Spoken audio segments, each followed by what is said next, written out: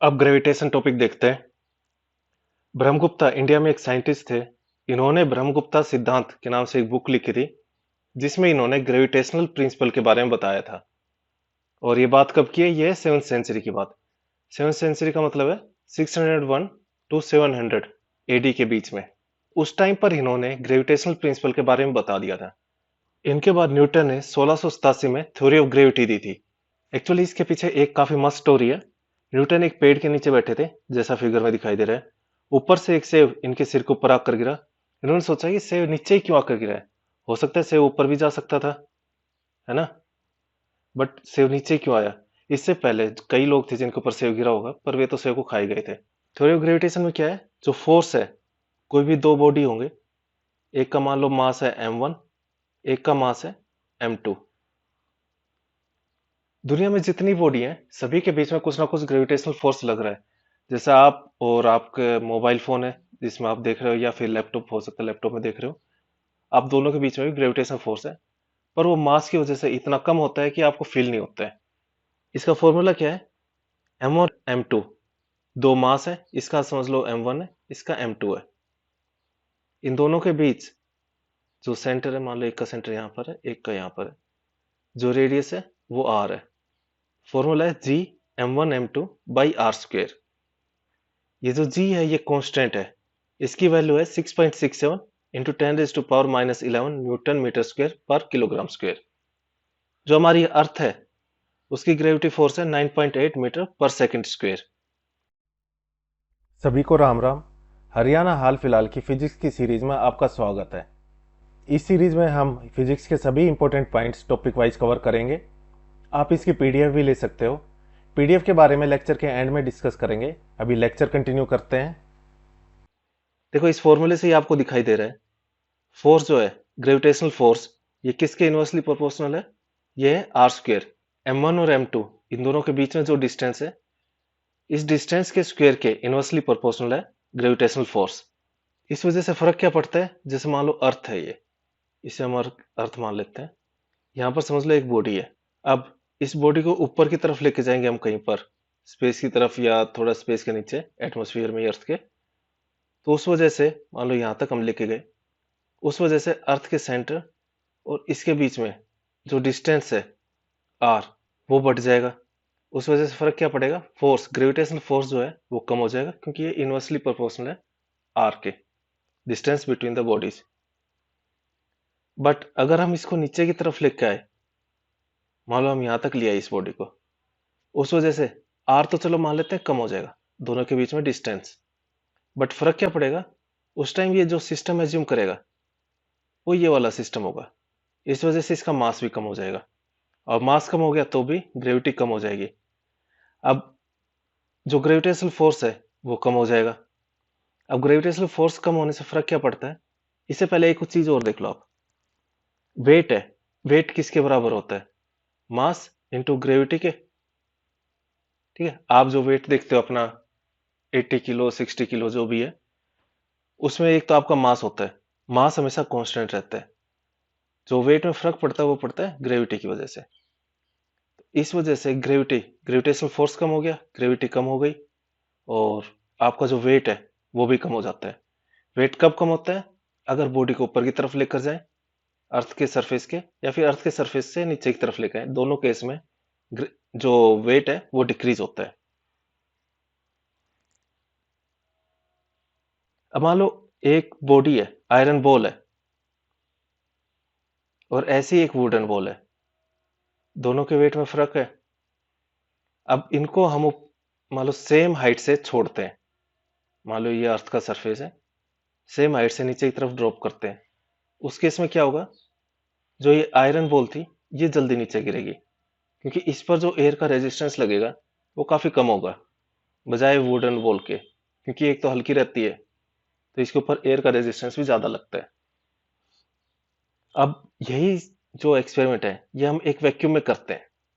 मान लो ये वैक्यूम है, और यहाँ पर एक आयरन बॉल है, एक वुडन बॉल है, और इसके अलावा एक समझ लेते हैं एक रुई की कॉटन बॉल है कोई।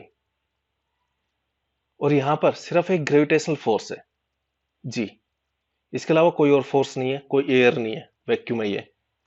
और इस केस में हम तीनों को एक साथ छोड़ते हैं तो तीनों ही सेम टाइम पर नीचे गिरेंगे। यहां पर फर्क नहीं पड़ता कितना वेट है उसमें, कितना मास है, क्योंकि सिर्फ एक ही फोर्स लग रहा है इन पर, वो है ग्रेविटी का। आपको ये तो पता चल ही गया कि अर्थ से ऊपर जाने पर, नीचे जाने पर या जगह चेंज होने पर मास में फर्क पड़ता है। सॉरी, मास तो कांस्टेंट रहता है, वेट में फर्क पड़ता है। मान लो आपका वेट है यहाँ पर 100 kg, तो 100/6 ये आपका वेट होगा मून पर। अभी कुछ टाइम पहले मैंने आपको एक फॉर्मूला बताया था वेट का, वो क्या है, weight is equal to mass into gravity, gravitational force. अगर हम इसको जीरो कर देते हैं तो फर्क क्या होगा, वेट भी आपका जीरो हो जाएगा, क्योंकि जीरो की मल्टीप्लाई किसी से करें जीरो रहेगा। बेशक आपका जो मास है वो चेंज नहीं होता है। अगर ग्रेविटेशनल फोर्स आपका जीरो हो जाता है तो आपका वेट जीरो होगा, बट आपका मास, आप कहीं पर भी जाओ आपका मास हमेशा कांस्टेंट रहेगा। नेक्स्ट पॉइंट यही है, if gravitational force disappear mass remains unchanged. अब मान लो ये अर्थ है, डायग्राम ऐसा ही है, बस एज्यूम कर लो आप, ये इसका सेंटर है। अब कोई बॉडी या फिर आप अगर इक्वेटर पे खड़े हो और इसी केस में अगर आप पोल पर खड़े हो, दोनों जगह वेट अलग अलग होगा। पोल पर वेट मैक्सिमम होगा जबकि इक्वेटर पर वेट मिनिमम होगा। फर्क क्या है, जो सेंटर से लेकर इक्वेटर जो सरफेस होगा इक्वेटर की लाइन में, यहाँ पर डिस्टेंस मैक्सिमम होता है और यहाँ पर पोल की तरफ डिस्टेंस मिनिमम होता है। क्योंकि अर्थ कहते हैं ना पोल की तरफ से थोड़ी चपटी है, डिस्टेंस कम हो जाता है। इसी वजह से यहाँ पर आर कम हो गया और इक्वेटर की तरफ आर ज्यादा हो गया। और फोर्स जो है ग्रेविटेशनल फोर्स, वो इनवर्सली प्रोपोर्शनल है आर स्क्वेयर के। ग्रेविटी पर अर्थ के रोटेशन का भी फर्क पड़ता है। ये अर्थ के रोटेशन अगर ज्यादा हो जाए, ज्यादा स्पीड से घूमने लग जाए, तो ग्रेविटी कम होती है। इसका भी एक सिंपल सा आप समझ लो, क्योंकि उस टाइम सेंट्रीफ्यूगल फोर्स ज्यादा लगता है। आपको पहले बताया था सेंटीपिटल सेंट्रीफ्यूगल क्या होता है। इसी वजह से अर्थ के चारों तरफ जो सैटेलाइट होते हैं वो कभी भी एक जगह खड़े नहीं रहते, वो हमेशा घूमते रहते हैं। क्योंकि वो अगर एक जगह खड़े हो जाएंगे सैटेलाइट, तो वो नीचे की तरफ आ जाएंगे, अर्थ की तरफ। वो घूमते हैं, इस वजह से उन पर ग्रेविटेशनल फोर्स कम लगता है और वो अर्थ के चारों तरफ चक्कर लगाते हैं। तो उनके पास एक प्रॉपर सेंट्रीपिटल फोर्स भी लगता है अर्थ की ग्रेविटी की वजह से, और एक सेंट्रीफ्यूगल फोर्स भी लगता है बाहर की तरफ। अर्थ की जो एस्केप वेलोसिटी है, मीन्स कि अर्थ के एटमॉस्फेयर को, अर्थ को छोड़ने के लिए जितनी वेलोसिटी की जरूरत है, वो है 11.2 किलोमीटर पर सेकेंड। इससे कम रहा तो कोई भी सैटेलाइट या रॉकेट छोड़ते हैं, वो अर्थ को नहीं छोड़ पाएंगे। इसी तरह मून की भी एक एस्केप वेलोसिटी है, जहां ग्रेविटी होती है वहां उसकी एस्केप वेलोसिटी तो होती है। तो मून की एस्केप वेलोसिटी है 2.4 किलोमीटर पर सेकेंड। एग्जाम के लिए काफी इंपॉर्टेंट है, खासतौर से अर्थ वाला, ये तो काफी बार आया हुआ है क्वेश्चन।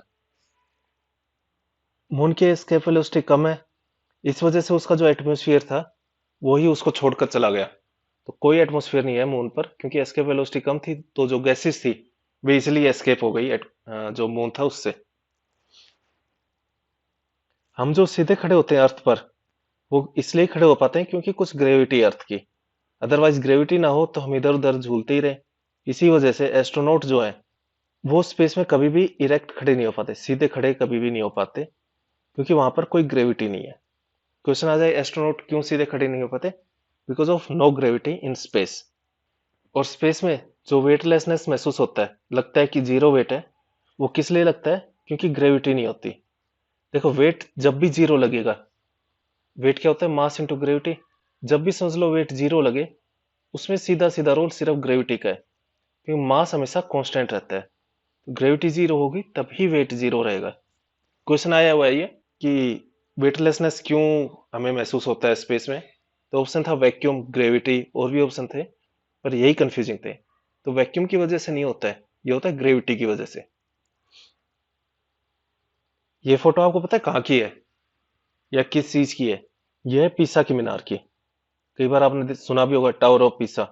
एक तरफ ये थोड़ा झुका हुआ है, टिल्ट है, बट फिर भी ये अभी तक गिरा नहीं है, क्योंकि इसकी जो सेंटर ऑफ ग्रेविटी है, देखो इस वाले डायग्राम में अच्छी तरह दिखा रखा है, सेंटर ऑफ ग्रेविटी यहाँ पर एग्जिस्ट करती है।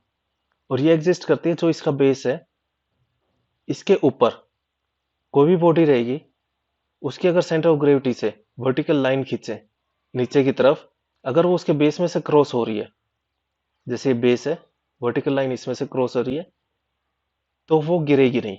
यही ये पॉइंट है। जो झुका हुआ टावर है पिसा का, वो गिरता नहीं है, क्योंकि जो वर्टिकल लाइन है, इसके सेंटर ऑफ ग्रेविटी से जो निकल रही है वर्टिकल लाइन, वो टावर का जो बेस है उसमें से निकलती है। ये लिफ्ट के क्वेश्चन है, ध्यान से देखना, समझने की कोशिश करना। अगर लिफ्ट स्टेशनरी है या फिर वो एक यूनिफॉर्म स्पीड से ऊपर या नीचे घूम रही है, मतलब 20 की स्पीड है तो 20 की स्पीड से ऊपर जा रही है, उसी स्पीड से नीचे आ रही है, कोई एक यूनिफॉर्म स्पीड है, तो उसके अंदर कोई ऑब्जेक्ट या आप हो, तो वेट उसका सेम रहेगा। बट अगर उसके स्पीड में, वेलोसिटी में चेंज हो रहा है लगातार, यानी कुछ ना कुछ एक्सेलरेशन है, आपको फॉर्मूला बताया था क्या होता है, rate of change of velocity, acceleration का। अगर उसमें एक्सेलरेशन है तो, और अगर वो ऊपर की तरफ जा रही है, तो उसमें वेट बढ़ेगा, इंक्रीज होगा वेट। जैसे यहां पर देख सकते हो, अगर वेलोसिटी कांस्टेंट है और ऊपर की तरफ जा रही है या फिर नीचे की तरफ भी आए, तो वेट सेम रहेगा।